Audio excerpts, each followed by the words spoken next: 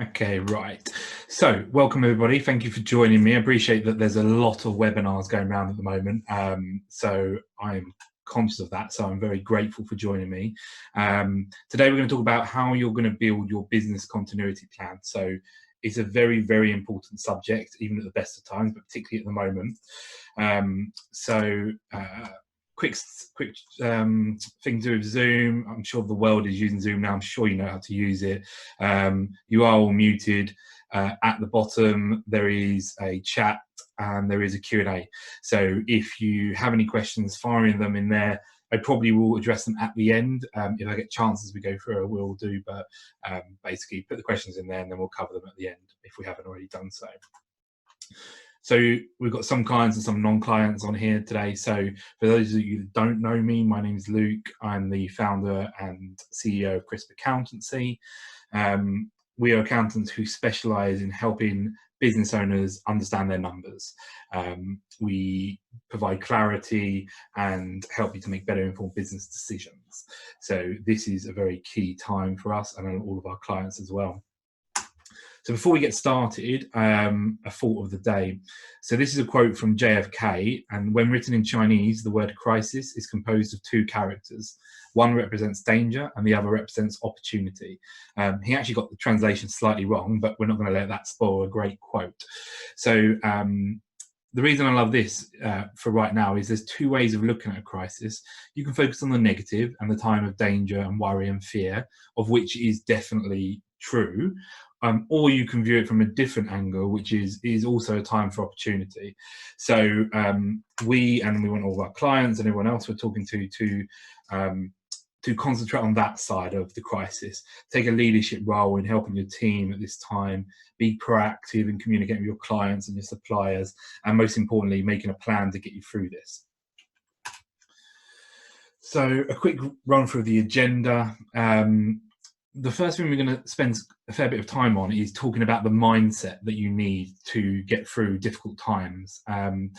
Nothing to do with finance as such, but if your mindset is not in the right place, then you won't be able to conquer the rest of this. So the rest of it is pointless. So first of all, we're going to concentrate on getting your mindset in the right place.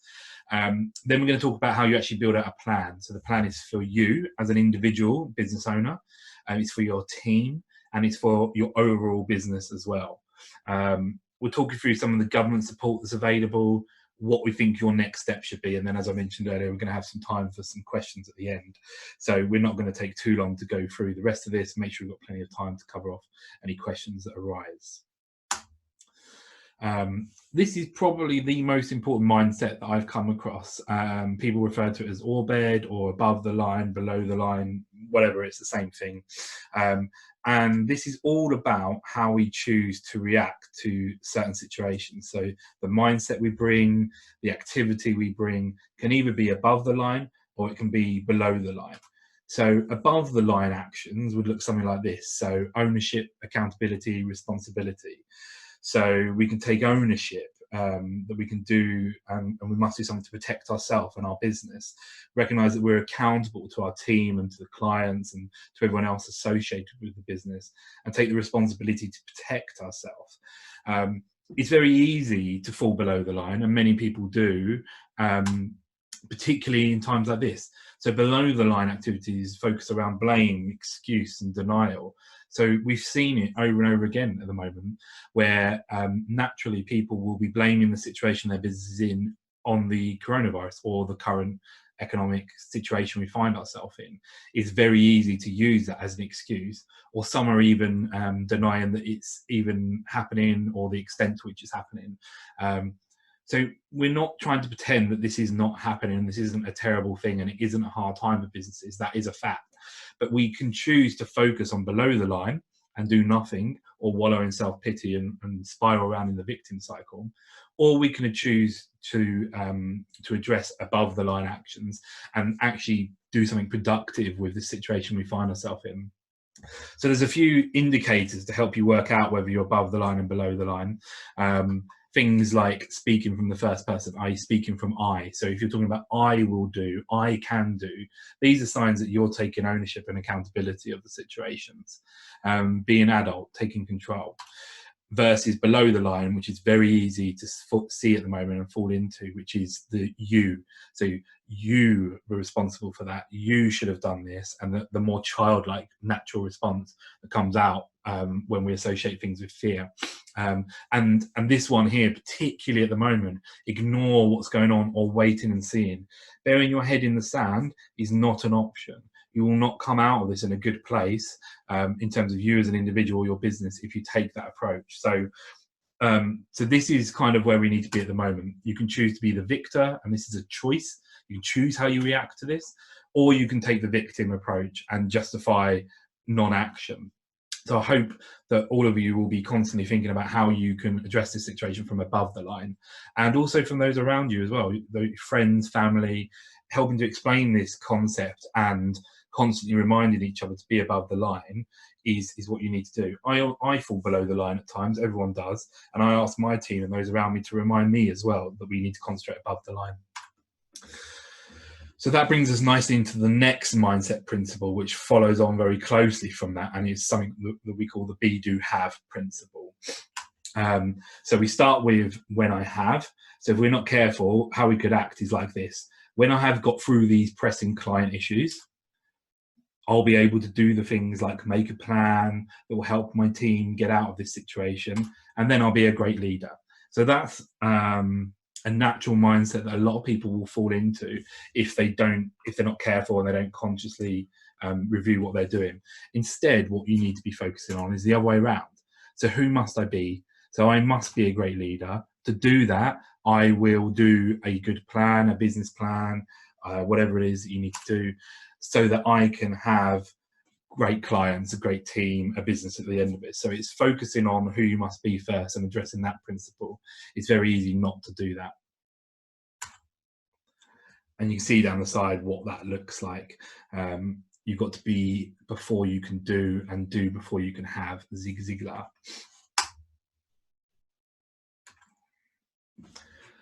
And finally, a concept that we want to talk about that some people term the Sir Richard Branson model just because of a quote that he gave, but this follows on again. So this is what most people who have a business that consists of a team will look like. So your loyalties and your areas of attention and your energy are massively under threat right now, and they're going to be split. So you're focusing on yourself as an owner, your team. So we need to think about our team. We need to think about our customers or our clients, and then we need to think about what our business looks like as well. So what we find is that as business owners, all our energy is split between the team, the customers, and the businesses, and there's very little time left to look after ourselves. And this isn't a practical model. This model won't work. It's again what we fall into naturally. Apologies, what we fall into naturally, but it's not going to support you through these tough times. So the reason it's called the Richard Branson model is this quote here. So clients do not come first, employees come first. If you take care of your employees, they will take care of the clients. So I appreciate not everyone on here will have a team as in employees that actually work for them. But you might have contractors or other people that you do business with that you can class as part of your team. So it's important to think of that when you're thinking about your team as well. So what we want to focus on as owners is by first looking after your team.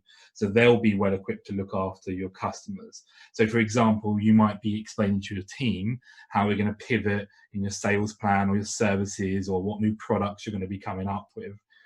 Your team can then look after your customers for you, so they can convey these messages down and put into place the strategy and the actions that you've suggested. And your customers will then take care of your business. So if your customers are well looked after, your business is going to thrive as well.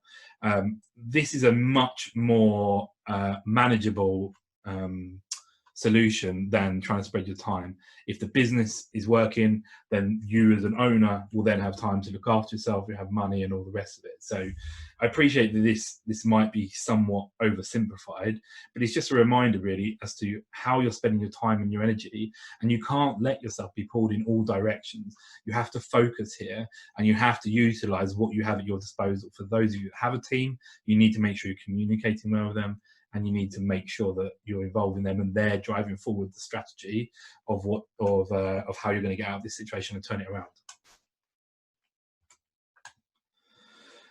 So following on from that nicely, the most important thing that we talk about addressing first is you as an owner, so your own resilience. So this is a topic that is very, very relevant and important to me. If you don't look after yourself, you're not going to be in a position to help anyone else. Those of you who are naturally caring and show a lot of empathy and sympathy with others, you're going to want to spend your time looking after your clients and everyone else. But you have to really focus here and put your attention in the right places at the right time. So your own mental well-being right now, or our physical well-being as well, obviously, is key. So what we say is remember to put the oxygen mask on yourself first. That tagline that you use every time you sit on a plane and they go through the safety briefing, they say it for a reason. You can't help others if you don't look after yourself first. So stay calm, stay connected with friends, family. Be careful about what media consumption you have on social media and in the mainstream media. A lot of it obviously is negative. There's an element that you need to be aware of to know what's going on, what support's available, but be careful who or what you surround your time with at the moment. For those of you that got family that you're living with, I would hazard a guess that if you have a family, most of the time that will be very high up your list of priorities in terms of why you started the business. It's easy for business owners to recite the fact, I'm doing this for my family. What's much, much harder is to remind yourself of that fact when times get tough. So you must look after your family. It's very tough right now, but you need to be looking after yourself. That's really, really, really important. And then the next thing that's important, that some people are actually skipping this step when they've got a business, is to focus on your personal budget first of all. If you can get your personal budget under control, then you're going to need to potentially take less money out of the business, and therefore your cash from your business is going to be easier. So addressing your personal budget is the first thing that I want you guys to take a look at. So that could be as simple as literally going through your bank account, listing all the direct debits you've got, standing orders, all the other things you spend money on month in, month out, in your joint accounts, your personal single accounts, whatever they may be, and listing them into a spreadsheet. Then looking at what you don't need to spend money on now. So a lot of people obviously will be saving money on petrol. A lot of people are spending more money on food. But review what costs you've got then. If there's anything non-essential, cut it out. So all the small things will add up quite quickly. So if anyone that's got Sky or Sky Sports, there's no sports on at the moment or nothing worth watching, you can easily pause the Sky Sports element. That will save you a few quid a month. These little things will add up very quickly. And the next thing I would suggest you do as well is put together a cash flow for you as an individual. Keep it very simple so it's very easy to use. We've got a free cash flow spreadsheet that we've been using, so you guys can use that. Use that for your personal situation as well as your business, and go through and work out what money you need to take out your business over the next 3 to 6 months to be able to live off comfortably. And then you'll use that to be able to build out your cash flow for your business. We're all about positivity. We've talked a lot about it already. But as accountants, we also have to be realists, and the situation that people find themselves in is scary and it is dangerous. There are people falling seriously ill and there are people dying. If the Prime Minister can end up in intensive care, then anyone can do. So it's only prudent that you make sure your personal asset planning is taken care of if it hasn't been already. And if it has been, you need to review it and make sure it's up to date. So there's 3 things you need to be doing. You have 2 different types of lasting power of attorney. So you have a property and financial affairs one, which will mean that somebody can take care of your financial and your property decisions for you, i.e. your business. And then you have a personal welfare one, so how you're looked after, your care, your routine, whether you're in a care home, etc., etc. So this isn't an area for an accountant to advise on, but I just want to make you all aware and remind you that you need to be considering these right now. Go and seek some legal help if you want to put these in place. You can even apply online on the Gov website if you know what you're doing. If you don't have these in place, think about what's going to happen if you are incapacitated. Not if you die. You might have a will in place that will take care of that, but what happens if you're incapacitated? What's going to happen to your business? No one will be able to access the bank account, probably, unless you've got a business partner. Nobody will have to pay your staff, your wages, deal with clients coming in. So your business, what you've worked for many years, blood, sweat and tears into, will vanish overnight. So these are important things for anyone to consider, but with a business, it makes this far more crucial that you address this issue and you make sure you've got it covered. So please make sure that you are sort of, this is something that you've got in place. It's really, really important. And the other thing naturally is a will as well. If you haven't got it, then again, get that addressed ASAP. And if you do have these things in place, then that's great. But what you should be doing is just reviewing them and make sure they're up to date, given any changes happening in your business or your personal life as well. So these are the steps that you need to take action on straight away to make sure that you as an individual, not your business, but you as an individual, are protected as much as you can be.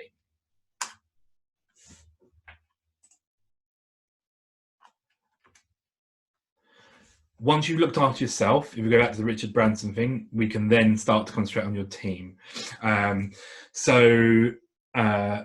I've seen who's on the call today. There's different industry sectors. Every industry is going to be different at the moment. I appreciate some workers will be furloughed.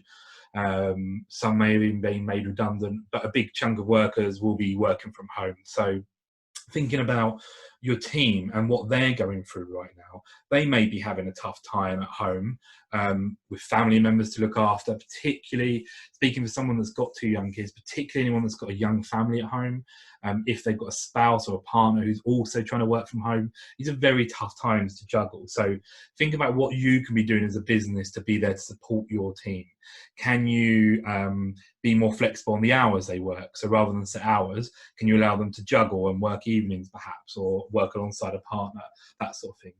You've got to be more understanding. If a kid bursts in to a Zoom call or a conference call or a webinar, which may well happen now, then obviously be more understanding about these things.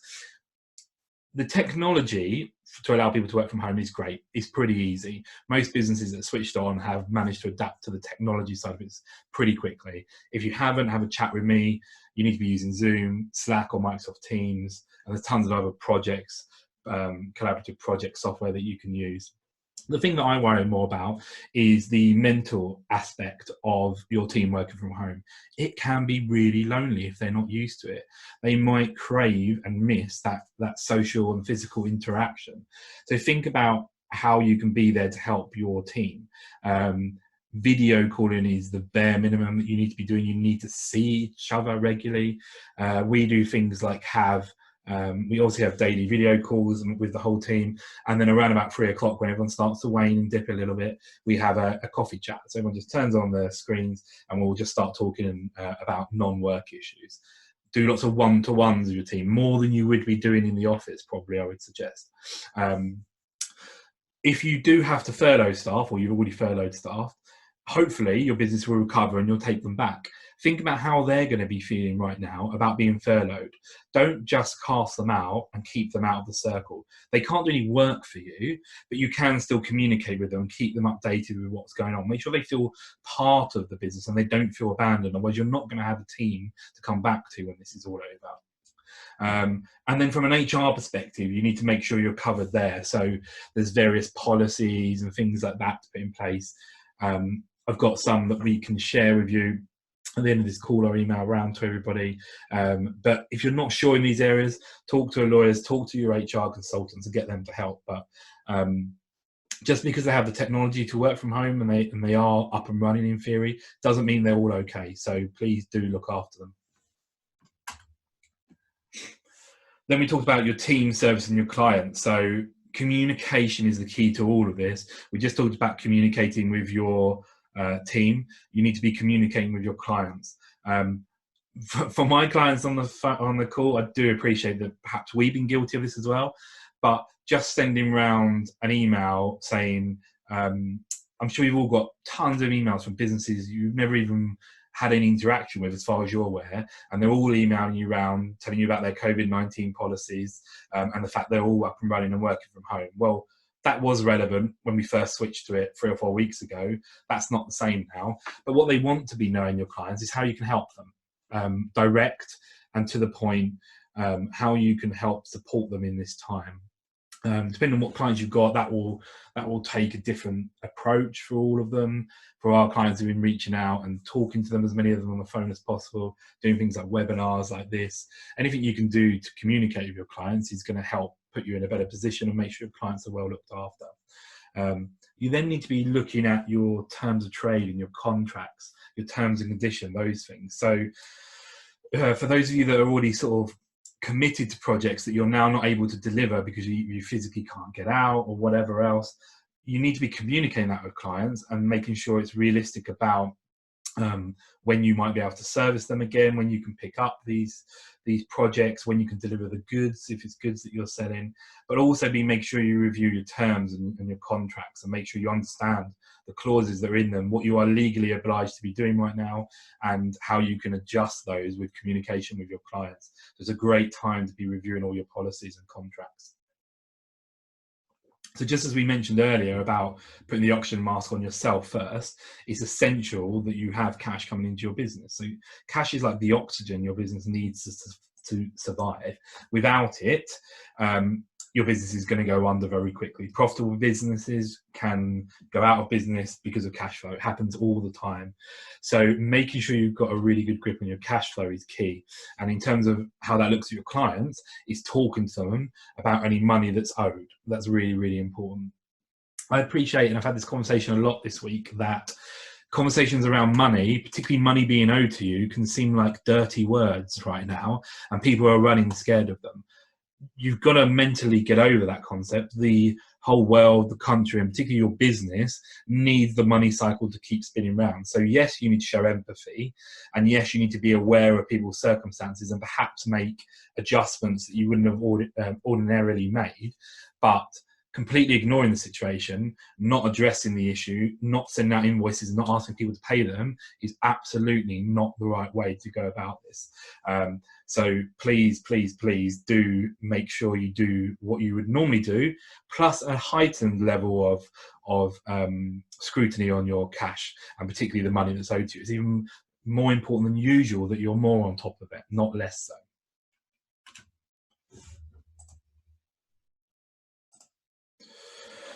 So if you have suppliers, now is the time to be talking to them. You'll all be in different situations. You have different types of suppliers, whether they're supplying software or services or physical stock or products. You need to be communicating with them. So the first thing to be doing is, if you owe money that you are struggling to pay, please don't just not pay it. Talk to them. Everyone's in the same situation. Most businesses will be understanding. See whether you can come to any payment arrangements or negotiations around spreading the payment over a longer period, etc. If you're ordering new services and you are in a position to pay now, first of all, make sure that definitely is the case and that's not going to harm you, but use that to your advantage as well. Businesses everywhere are starved of cash right now. If you can give prompt payment, then there's no reason why you shouldn't ask for a discount right now and be exploring that possibility as well. And again, that can feel like a dirty word a day principle that people don't want to address, but businesses will be grateful for the cash, and a lot of them would rather offer a discount to get the cash in sooner, and you'll start to see that as well. Be looking at your subcontractors, your suppliers, what that chain looks like, and what their supply chain looks like as well. So you need to make sure you've got contingency plans in if they can't deliver services or supplies to you. So in my circles, we personally don't, but I've seen a lot of accountants who outsource work to India and places like that, and obviously they're hard hit by the situation at the moment, so their service has taken a hit. So if you outsource or you have any subcontractors, make sure you're finding out what their situation is by communicating with them and putting things in place to reduce the risk for anything that may be happening there. For any of you guys that have stock or physical product that's coming in, make sure you understand what their supply chain is like again. If stock's going to be scarce, then think about ordering stock in. Be very conscious about incurring costs right now. You need to make sure your payment arrangements are well negotiated. The last thing you want to find yourself in a position of is being able to sell again having a public or businesses who want to buy from you, and you not being able to fulfill the stock or the service or whatever else it may be. So start to think about that aspect of your supply chain as well. And just like I advise you to do with your client contracts, start looking at your supplier contracts, making sure legally you understand where you are. Some contracts will have a force majeure clause in, so exploring whether that's something that can be coming into play now. You need to take legal advice on all of this stuff. But again, looking at whether these contracts can be negotiated, better terms for you, etc., to help you through. Remember, suppliers do not want you to go bust owing them money. That's the last thing they want. And they understand that everyone's in a tough time right now. So if you are genuine and you communicate well, people are more likely to be open to renegotiating terms, contracts, service arrangements than they would have been previously. So don't presume that they won't go for certain changes that you need to make your business work. Ask the questions. That's all you can do right now, is communicate this well. So understanding your cash conversion cycle is absolutely imperative right now to making sure that you survive through this. So I just want to show you an example of what that might look like over here. So this is an example for people that are buying physical stock, but I can show you an example of what it looks like without that anyway. So over here on day 0, you might order the stock from your supplier. You've got 45-day payment terms, so you actually pay out cash on 45 days. On day 60, you send an invoice to your customer for the work and services and the stock that you provide there, and then they take another 60 days to pay you. So that whole payment cycle from when you started over here is 60 days plus 60 days, so 120 days when cash comes in, but minus 45 days because you've paid some out there. So your cash cycle is 75 days. So it's really easy to understand when it's viewed in that way. If you don't have physical stock and you're just concentrating on when you sell a service to the customer and when they pay, you're just concentrating on this, your average receivables, or your debtor days, we call it. If that was 60 days, that means you're taking 60 days to get paid. But what you need to be thinking about here is the unseen delay and days from when you started work or when you finished a product or a service to when you invoiced. If you're taking 60 days, which hopefully you're not, to raise an invoice and send it to your client, and then they take another 60 days, your debtor days will show you 60 days, but actually that's taken you 120 days. So understanding your debtor days, how long it's taking on average for your clients to pay you, is very, very important.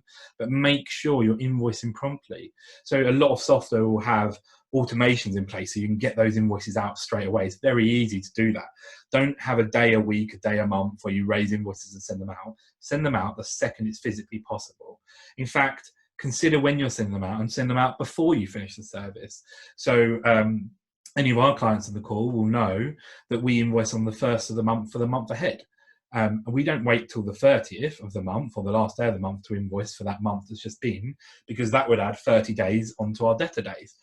Understanding what your debtor days are, the seen part of it, i.e. this section here, and the unseen part, so before you raise an invoice, is absolutely crucial to understanding where you are.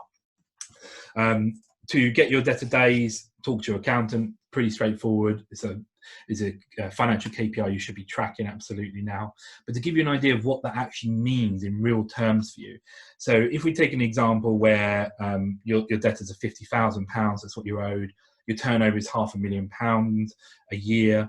If you were to reduce your debtor days by just 10 days, so if you were to knock 10 days off this, that would put an extra £13,700 into your bank account. If you've got £1 million, that's going to double. It's going to be £27,000 extra by reducing your days by 10 days. So first thing is, understand what your debtor days is. Understand what the unseen part of your debtor days is, i.e. how long it's taking you to raise an invoice. And then monitor it very closely and look to see how you can speed that up and get that coming in. It will be very easy to let that slip, but every time that slips by 1, 2, 3 days, that's going to take a hit on your cash that you have available to you. So understanding this and getting to grips with this is the first thing you need to do to survive these tough times. And then we want to draw your attention, your focus to something we call the Business 101 cycle. So It's a fairly straightforward principle to most of you, but really understanding this is key to understanding where the drains and where the gains are in your profit and in your cash. So the first thing to understand is we've just been talking about cash, which is rightfully the place you need to start and what you need to be doing right now to address any leaky buckets you've got from a cash perspective in the business. What you then need to do is you then very quickly need to be focusing on your profit. So cash is the option you need to survive in the short term, but if you're not making profit, it's going to make things very tough to do that. So I'm going to walk you through this. So we start over here with the owner, who would typically introduce cash into the business to buy assets. So you might also be borrowing money, so financing or loans or anything else like that to generate assets, buy assets, sorry. The assets are then normally used to generate profit, so you have a return on your assets. And I appreciate that that might be tough at the moment, but it is still possible. At the same time, you need to be looking at how you can improve your profit over here. So how you can improve your efficiency gains, better purchasing, cheaper costs, minimizing wastage, that kind of thing. So over here, you've got your gains, so what you can gain in profit, growing through sales, which I appreciate is hard for many people at the moment, but improving your margin. So if you can get your cost of sales down, then your margin will increase. That will give you more profit. Whereas your profit drains are things like unchecked expenses. So in your overheads, if you've got costs in there that you don't need to be incurring right now, that's going to very, very quickly drain your profit. So once you've worked out your profit, you need to then turn that into cash. So as we already said, profitable businesses can and do go bust all the time. So now you need to be looking at the cash flow strategies, how you get paid quicker, how you reduce stock or work in progress, how you negotiate better payment terms, that kind of thing.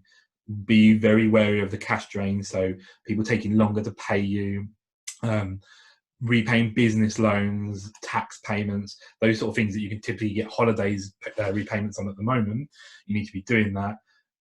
Faster payment of suppliers. So we talked about negotiating your payment terms with your suppliers.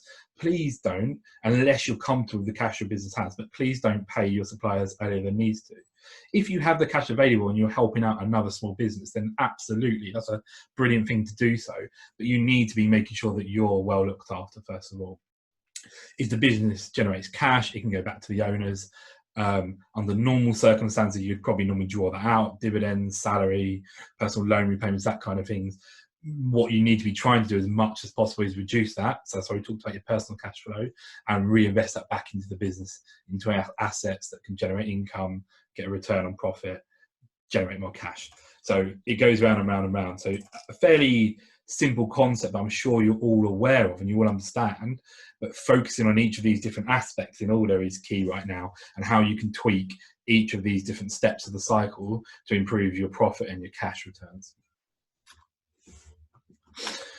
So there are only seven ways that you can actually grow a business. And these are those over here. So you can increase your client retention rate. So what can you do to be delighting your clients right now? Many of them are struggling, so keeping in touch with them. We've talked about that, communicating, supporting them. If you have the capacity or the ability to do so, thinking about what you might be able to offer them for free in certain situations. Please don't give away your core business. So for us, we are giving away advice, as much of it as we can, to help as many people as possible. We can't suddenly start doing accounting work for free, because our business would fold, our families would suffer, our clients would suffer, and our staff would suffer. So there's a fine line between it, but you can be doing lots there to think about how you can keep existing clients. How you can generate more leads. So for a lot of people, yes, this is very tough right now, but increasing your marketing in a cost-effective way, so a lot of social media, a lot of content is key right now. A lot of people have more time available, and I would suggest a lot of that should be pushed into marketing. You might not see an instant increase in leads generation, but hopefully over time that should come. So the other thing to do as well with leads is increase the amount of them you sign up. So start looking at ways that you can provide more value to them. if you're a business where they would physically have to come to you before, how can you get the product or service out to them, or how can you do it online? Those sort of things. You'll convert more of your leads that you've got around. The other thing you can be doing is increasing your transaction value. So your lifetime value of a client, for example, split into two sections. How much are they buying from you? Are there other supporting products or services that they're not aware of that they could be? And how often are they doing that as well? So if they're one-time purchases from you, how might you make a repeating customer out of them? The last two areas to grow your business are actually more of a negative, which is to reduce certain things. So reduce your cost of sales or reduce your overhead. So reduce your cost of sales if you're a service business is going to be looking at your staff, making them more efficient. Unfortunately, some people have to be furloughed. So if you can furlough people and then still get some revenue coming in, that might be able to reduce your cost of sales. And reducing your overheads is everything that everyone should be doing right now. So all your other costs, reviewing them and cutting them wherever possible. So these are the only 7 ways in which you can generate more profit. So go through and list those and think about what you can be doing in each of those areas. Small marginal gains add up to a lot very quickly. So don't be alarmed or concerned if they're just very small tweaks. It will all add up and help. So the next thing you should do, I've been very damning and critical of mainstream banks for a long time, but they are all different and some are reacting better than others to the situation. But you need to be talking to your bank right now if you haven't already done so. If you've got a bank manager, brilliant, not everyone does. Try and reach out to whoever you can do. I appreciate they're very, very busy, so it's very hard to do so.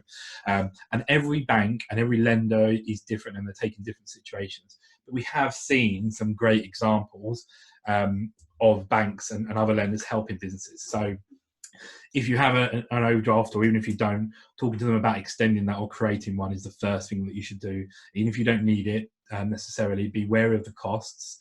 But right now, cash trumps profit in a lot of situations. So having that buffer there is very, very useful. I've seen people given overdrafts very easily with very little evidence provided, etc. And then on the flip side, I've seen others that really should have been offered it and they've been rejected. So you just don't know. But the overdrafts and bank funding are not the only places that you can get help from and money from right now. So thinking about what other funding options are available if you need the money. So if you've got existing loans, talk to them about trying to get loan repayments, deferral payments, interest-only payments, those sort of things, or extending the lending periods to lower the repayments that you need to make. There's obviously for individuals, there's mortgage holiday repayments for 3 months. Utilize that if you need to. Therefore, you can take less money out of the business. And then there's other things like business cards, business credit cards, etc. So capital on tap. I've seen a lot of people using that recently as a very quick, easy access to money. Remember that lending does cost in most situations. So you are going to have to factor that in. And this is lending. It will need to be repaid. So again, be responsive about your lending. But right now, for a lot of businesses, it's just access to short-term funds that they're going to need. So make sure you review all your options. Talk to anyone you can do about what support's available in this sort of area. Review your insurances. They're probably not going to pay out on anything you're suffering from at the moment, but you never know. But this is a good time to review your insurance anyway. So a lot of you will have some sort of HR cover. You might not realize it, but a lot of time it's buried in your business insurances or membership packages. There'll normally be some sort of HR or legal phone line support that you can use. It's a good time to be doing that. Some of the topics we touched on earlier need that sort of guidance to help you. But just generally making sure that all your other insurances are in place, they're renewed, they're suitable for how your business looks now and moving forward as well. And if you haven't already, looking at things like relevant life cover, key man insurance, stuff like that to make sure you're well protected. So I'm not going to go into too much detail about all of the government support available. It's been done to death. We've got loads of resources on it. But there are a few updates that I want to go through and just a summary of what's going on. So I remind you of a few key points that I've seen people making mistakes with. So the first thing is VAT. If you're VAT registered and you have a VAT payment to make between middle of March and the 30th of June, you can defer that. You don't need to apply for that. It's automatic. If you have a direct debit of HMRC, you need to cancel it. A deferral means that it will still be due, and it will be due by the end of the financial year, so March next year. So you must make sure you have a plan in place to repay that. It's not a get out of jail free card. You're not going to have to not pay that. You just don't have to pay it yet. So it's great for short-term cash flow, but be wary of that. As employers, there's changes to statutory sick pay. So it kicks in from day one when people are ill because of coronavirus, etc. And you as a business can now reclaim that, any statutory sick pay you paid out to HMRC, whereas previously you couldn't do so. The job retention scheme, so for furloughed workers, so that's where if you got employees that you would otherwise be looking to make redundant, you can furlough them, they can't do any work for you, the government will repay you 80% of their wages up to 2.5k per month, plus employers and I, plus pension contributions. So if you generally don't have the work there, then that's a good alternative to keep some of your support, some of your staff on the books, get them paid. You can choose to top up the extra 20% if you wish. We have a few more details on the scheme now. So the way that it works is you would run payroll and submit that and pay your staff. So some of you have already done that for March, some of you will be doing that for April. Then you make a separate claim for the grant through to HMRC. So the way you do that is online through the PAYE services. So if you don't have an accountant who's going to do this for you, you must make sure you've got a government gateway account with HMRC. And on that government gateway account, you must make sure you have online PAYE services activated. That is the only way, if you don't have an accountant, that you will be able to make this claim. If you don't have that yet, go and register for it straight away, because the process involves HMRC posting out codes via letters to you that you then use to activate the system. So that's not going to be instant. So if you leave it too late, you're not going to have access to it. The scheme is supposedly going to be up and running from the 20th, so that's Monday, I believe. And essentially, you're going to submit your claim through that, give them the details of who you furloughed, the amount, etc., and then they'll issue a grant repayment to you. So grants are non-refundable, so you're not going to owe that money back to HMRC. It is taxable, so essentially it's treated like income into the business, not vatable, but taxable. So you're going to pay corporation tax on that. Some of you with properties, if you qualify for small business rate relief, your rateable property is below 15k, you're entitled to a 10k grant. If you're in the retail, leisure or hospitality industries, and your property value is below 51k, then you're entitled to a £25,000 grant. And if you're in those sectors only and your property value is above, then you also get then you'll only be entitled to a 12-month business rate holiday. But that is not for any business sectors outside of those three sectors. So the other thing I want to talk about, we touched on funding, but is the business interruption loan scheme. So they've made some changes to this because it was getting hammered in the media, rightfully, that no one was getting access to this, the conditions were terrible, and etc. So some of the changes are positive. We need to wait and see, really, to see how they can play out in reality, but it's worth looking at now. So you can get a loan of well, up to a very large amount of money, actually, but from £25,000 upwards. The first 12 months are interest free, and after that you have to pay interest to the lender. All the interest rates vary depending on the lender, but typically 3 to 5% is what we're seeing. Some or most of the lenders will even offer repayment holiday for 12 months, so you don't have to actually pay any of this back for 12 months. But again, these are loans. They will incur will incur interest. They are racking up your debt. You do need to be able to repay them. But they might be a good option for businesses that are suffering temporarily that can recover from this. So if you were a profitable business in December and now you're struggling, you're now entitled potentially to this loan scheme that might be worth applying for. You need to have lots of information prepared for them. You need to have a cash flow forecast, etc. A lot of the banks are saying that they will only deal with their existing customers at the moment because there is such a backlog, but there are lenders on the panel who aren't mainstream banks, so you can go to them first. For any of our clients that are listening to this, if we've got forecasts from you, or we do forecasts for you already, then we can help apply for this and do it for you. We use a broker platform, so it will go out to all the different lenders, and it will pick which lenders are most suitable for you. and we can help advise what amounts might be suitable for you. So this is an option now for businesses. It might be hard to get, but it is definitely worth exploring. If you have a sound business, you just need some short-term cash flow or even slightly medium term, and you are going to be able to repay this in the future. But remember, it is a loan, not a grant. So we set out the mindsets for you, to the mindsets that you need to take to get yourself through this situation. We talked about how you can help your team, your customers, and your business in general. So what we now want to do is it's now essential for you to decide what you're going to do. So clearly, doing nothing is not an option. Hopefully you understood that or understand that now. And it's now time to put the oxygen mask on yourself first. So part of that is making a plan. So the whole point of this is to help you make a business continuity plan, which I'm going to share with you in a second. Surround yourself with experts. There's plenty of experts in each of these different areas: accounting, finance, HR, legal, your banks. There's lots of people out there willing to help and offer advice. So surround yourself by experts and listen to them, but be careful of listening to non-experts. There's lots of people with opinions that I've seen that are wrong or incorrect, and going to find yourself in trouble.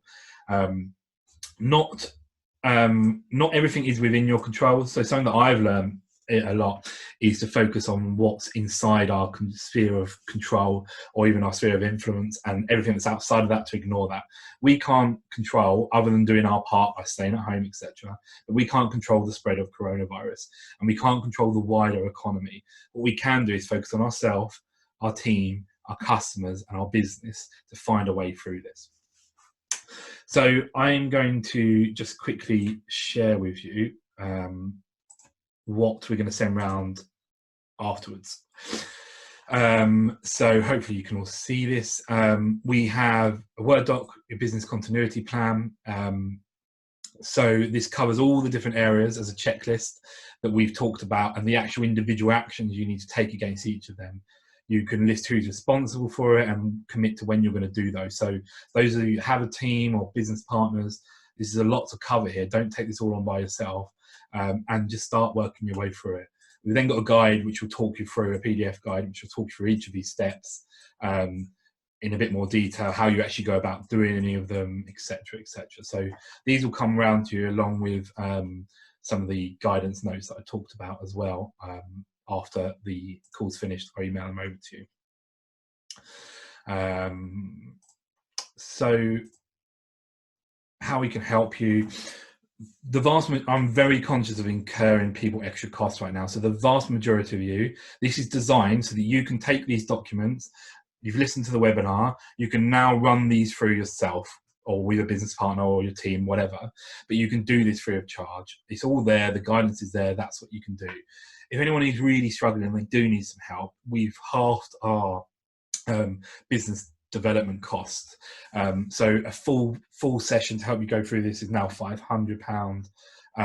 A review meeting, which is where you have a go at doing it and then you come to us and we talk about it and discuss it, is now just £200. So, but I really only want people to consider these if they really are struggling and do need help. I know some people will do, but the majority of you should be looking at this free option, go through this yourself. So hopefully that's been useful for you guys. What I will now do is ask if anyone has any questions. I'm just going to log in and just check. So if you've got any questions now, fire them in, guys, and we will have a look through. I'm just going to bring up the chat as well, make sure I know what's in there. Okay, so we had a couple of questions come over. Can you provide a rundown of the support that's available from the government? So we covered off most of that. We do have a link where we're keeping all our resources. It'll be linked to on our main header of our website. We'll include that on the email as well. So the situation is changing very, very, very quickly. What I would encourage you to do is, this isn't a spamming technique, but follow us on social, because that's the quickest response to getting this information out there. We're emailing it all over to you guys as well, and keep checking the link because it changes daily. There's new information coming out and there's updates to this stuff daily, so it does change. We can't cover off everyone's individual situations, but that should help cover most of you. There's another question. I've lost close to 40% of my revenue in the last month. and I can't see that my business will even survive long enough to do a plan. What should I do? Yeah, I'm sorry to hear that. I mean, there are some painful situations, and some businesses are obviously far harder hit. Those in hospitality, leisure, retail, etc. It is very tough. The first thing you can do is protect yourself. So go back to the beginning of what we said about focus on protecting yourself and understanding where your mind's at, looking after your mental health, and then work your way through what you can do. So for some businesses, they won't be saved, frankly, coming out at the end of this. We're going to do everything we can to help as many people as possible. But start to think about what the world we're going to go back out into will look like. It won't look like the same world that we left behind. It will be very different. No one knows exactly what that's going to look like. We can have a good guess, but start thinking about ways that you can really, truly, completely pivot your business. If it is really hard hit, what can you do in the short term to try and boost revenue, or look at those 7 ways to grow your business and start to focus on any of those that you can do, and then start thinking on what you can do when you come out of the other side of this. And it might be a complete pivot, it might be something very different, but reach out and ask for help as often as you can as well. That's really, really important. Lovely. Okay, I don't think we've got any more questions, so hopefully you guys found that useful. We'll be sending around an email of everything else that's covered. So just a quick parting thought from us: anyone can lead when the plan is working, the best lead when the plan falls apart. So hopefully we've provided you with the way to create a new and better plan to get through this situation, and you'll come out of it all for the better. Thanks for listening, guys. I'll send you around the email. If you've got any follow-up questions, feel free to email us.